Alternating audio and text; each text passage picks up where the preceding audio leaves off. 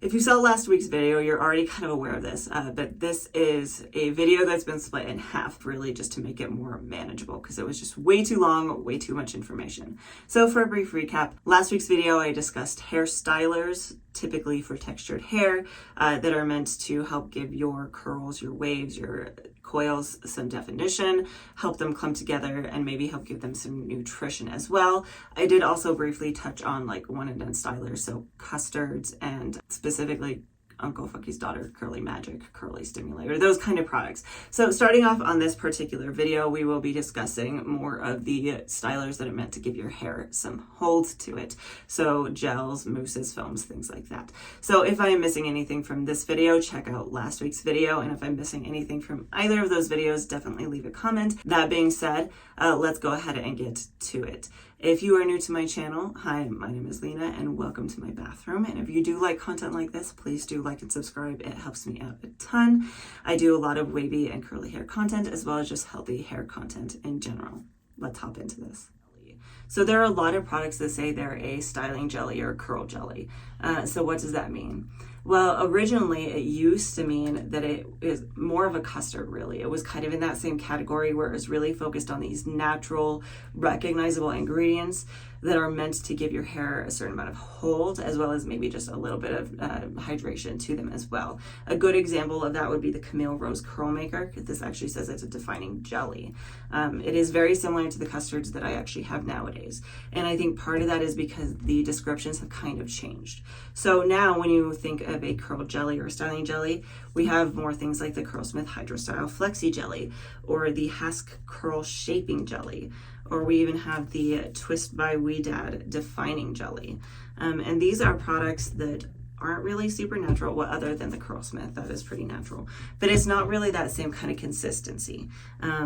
Jellies nowadays really are meant more to refer to a lightweight gel, with the exception of some that have been around for a lot longer or that are just closer to the older ideals. So jellies are going to be lightweight. They're going to be a lighter hold as well, and the products themselves tend to be a little bit more on the runny side, so a little more like the serum that I was commenting on. They're more liquidy than they are solid. The one exception that I have would be the Garnier Fructis Shaping Jelly. I think the reason they call this a jelly is really more to do with the consistency of it. Now, the consistency is actually a little bit closer to some of these custards that I have, but it has less recognizable ingredients. So that being said, that is kind of a weird one out there. And that is something to consider too, is that almost any category that you look in, there is going to be one where some company somewhere thought it sounded good marketing wise and kind of just threw that name on it. Maybe they didn't really think about what that actually meant. Maybe they were trying to come up with something on their own, didn't realize it was already a term. It's really hard to say, but they're really just marketing terms and sometimes they don't always line up with one another. So just because this curl jelly and this curl jelly are very similar, doesn't always mean this one is going to be as well.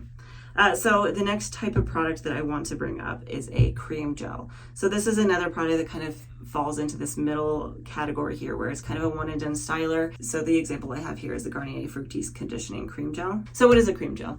A cream gel is a product that is meant to be a cream and is meant to be a gel. I mean, it's a little self-explanatory, but the difference between like a cream gel versus, let's say, a custard. A cream gel is actually a lot creamier. It's probably going to give your hair a little bit more on the hydration side than a custard, because custards are really not super hydrating, to be honest. They're really meant to more trap the moisture that's already there, whereas a cream gel is going to give you a little bit more moisture in your hair. The other thing about it though is because it is also a gel, it's going to give you some hold. Now that being said, because it's moisture and hold, it's not going to give you as hard of a hold. It's probably going to be a more light to medium hold type of product. So what is the difference between a mousse and a foam?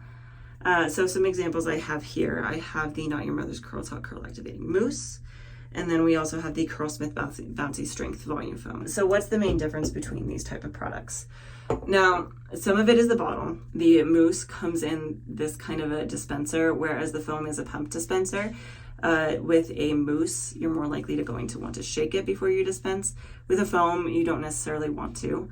Some of it comes down to the texture of the product. A foam is going to be a lot more watery, whereas a mousse, when you put it in your hand, is going to expand a lot more. Other than that, from what I saw, some people were saying that a mousse is going to generally give you a little bit more volume just based off of the ingredients that tend to be in them and the texture of them. They're more likely to help give you volume. But I think both of these are going to give you a little bit more volume over just a gel, just because they're lighter weight. Now, that being said, the other big difference I did see is that a foam is going to be more of a light hold, whereas a mousse could be a light to medium hold. Now, that being said, kind of like how we were talking about with the jellies, is that there really isn't necessarily a marketing consensus on this whole thing, because you also get products like this. So this is the TGN Rosewater Curl Defining Mousse. But based on all the descriptions that I just gave you for a foam versus a mousse, this should be a foam. It's dispensed in a bottle like this. You don't really want to shake it. It's more bubbly, more watery, but it's not necessarily labeled as such. But then you also have products like this. So this is the Dew Mousse Def Texture Foam High Definition Control Mousse. So it's both. So what's going on? I think part of it is just that mousse is a more recognized term. So even when they have something that should be described more as a foam, they're also throwing mousse or entirely throwing mousse on there just because they think people are more likely to reach for it and more likely to use it. So I would go based more off of the type of bottle that it's in. If you want something that's, more watery, like I like foams a lot better for refreshing, whereas mousses are more likely to be used on wash day. Things like that. Based off of what I could see, I know I have heard other people say that one is more moisturizing than the other. My experience is that either or could have moisturizing ingredients. It really just depends on the company that's making them. All right, so now we are moving into gels, if it is titled a gel. Now, there are a lot of different types of gels. So some examples here, we have Not Your Mother's Curl Talk Sculpting Gel. We have Garnier Fructis Styling Gel. And then we have this BioTerra Defining Gel. So I would put this kind of in the same concept as the creams like I was talking about, how I wouldn't pick a gel based off of those terms in front of it. So a styling gel and a sculpting gel and a defining gel are all going to do the same thing. They're just synonyms for each other, trying to grab your attention.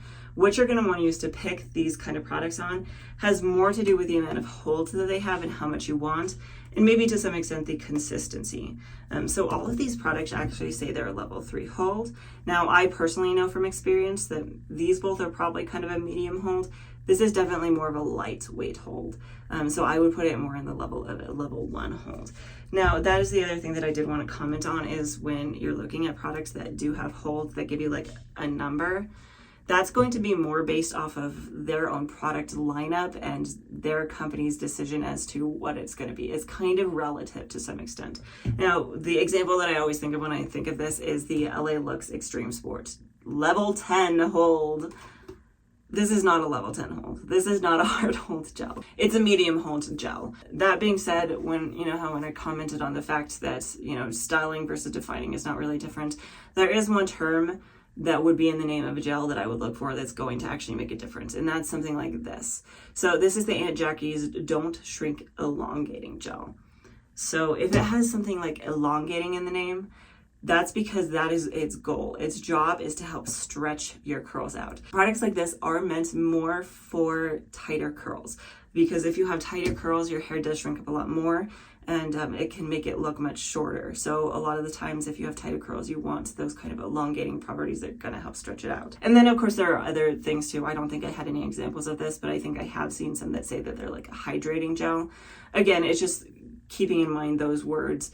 Those kind of words are a little bit more important than styling or defining, because a hydrating gel means that it's just meant to give more moisture to your hair. There is one product type that I forgot to mention that I realized with editing, so I just wanted to drop this in here really quick. A lot of gels will kind of just be in this floating category if it just says it's a gel, it's a styling gel, it's a defining gel, whatever. But some products are a little bit more specific than that. You'll see light hold gel, hard hold gel. Right now I'm talking about light hold gel. So what is a light hold gel? A light hold gel is typically one that's going to be a little bit on the runnier side. It's going to be a lot more liquidy. So if you were someone who likes to rake your gel through your hair, it's a really good option. They're not as likely to give you a hard, crunchy cast on your hair. They're going to leave it a lot softer. Now, that being said, because it's lighter hold, you're less likely to have longevity to your style. So if that's important to you, that is something to keep in mind. I don't really have any good examples of this because none of the products I have say that very blatantly on the front. I think both Rizzo's Curls and bounce curl have light hold gels. Now, a big benefit of light hold gels is that, like I said, you can rake them through your hair. So what I like to do with light hold gels is I actually like to layer them. So that is just something to keep in mind. And now back to our regular programming. And then the last thing that I do want to comment on is hard hold gels. So here I have the Not Your Mother's Curl Talk hard hold gel. I have the Shea Moisture Strength and Restore Max Hold Gel. And then I also have the Aussie Insta Freeze Gel. When you get to that point, when you get to a product that says it's a hard hold gel, now, as we've discussed already, sometimes that means nothing. But when you get products like these actually do give you a lot of really good hold. I actually haven't tried this one, but I've heard really good things about it. But a hard hold gel is not as focused around necessarily definition or nutrients or anything like that. It's meant to make your style really hold on and really last. And because of that, they are really they're favorites of a lot of curly haired people because it means that they can stretch out their wash day. That being said, if it says hard hold on it, if you are new to this whole thing, I would avoid these. Hard hold gels can be really hard to work with, especially if you have wavy curly hair as opposed to tighter curls. Because for me, if I use just a little bit too much of this, it will stretch my curls out. Not only that, but it will then also make them stringier and frizzier and just not look great. I think part of that stems from my texture, having just a wavy curly hair. Part of it also stems from low porosity because my hair doesn't absorb product like a lot. Because most hard hold gels are going to be this kind of really thick, goopy, not runny in the slightest. They're just so thick and they're kind of sticky, to be honest. That kind of texture really just sits on my hair. It doesn't absorb into it.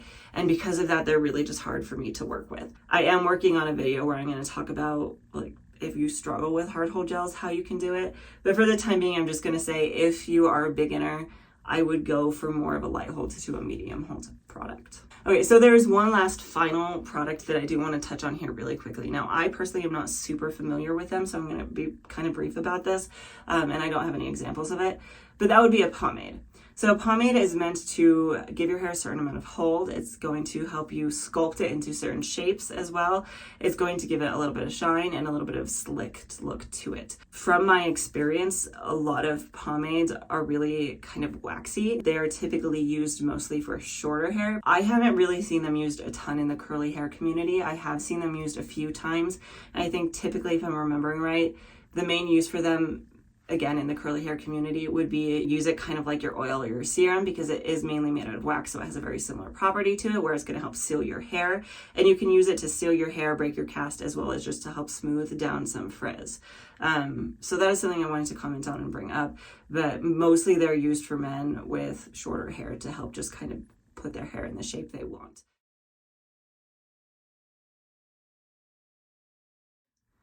A few final closing thoughts here. Again, I just very briefly want to mention that these are very general descriptions of these products.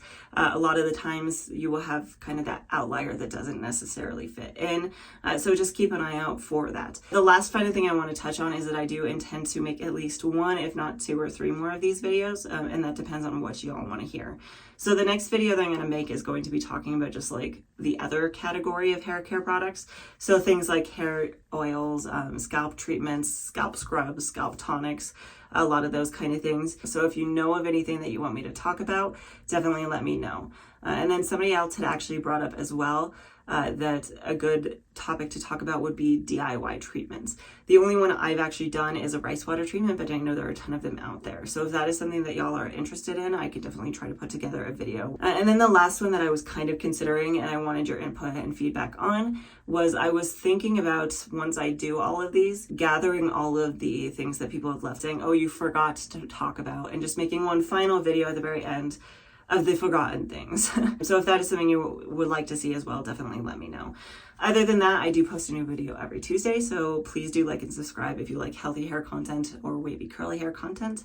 It would definitely help me out a ton, and hopefully I will see you next time.